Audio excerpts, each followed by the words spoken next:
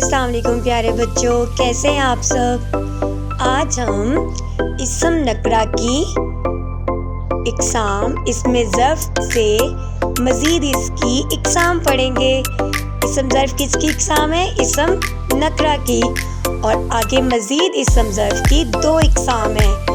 इसम ज़र्फ़ की हम दोहराई कर लेते हैं। वो इसम जिससे कोई जगह या वक्त ज़ाहिर हो। इसम ज़र्फ़ की मज़ीद आगे दो इक़साम है, ज़र्फ़े मकान, ज़र्फ़े ज़मा। तो चले सबसे पहले हम ज़र्फ़े मकान पढ़ लेते हैं। वो इसम जो किसी जगह को ज़ाहिर करे, इसे हम ज़र्फ़े मकान कहते हैं। जैसे मस्जिद, मदरसा, घर, स्टेशन, सब्ज़ी मंडी, शिफा खाना, कुतुब खाना, ये सब क्या है? ये एक जगह को ज़ाहिर कर रहे हैं, तो इसे हम ज़र्फ़े मकान कहेंगे।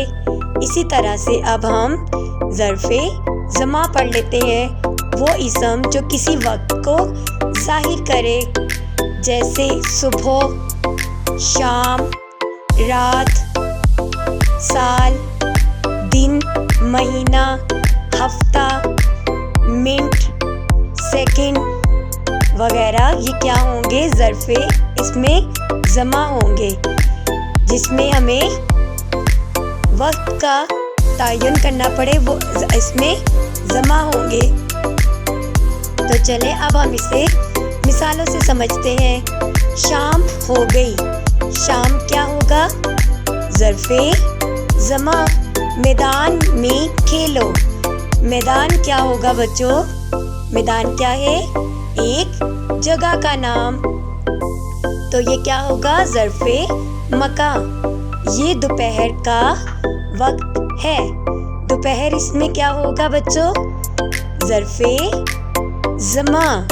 बाज़ार में बहुत भीड़ है। बाज़ार क्या है बच्चों?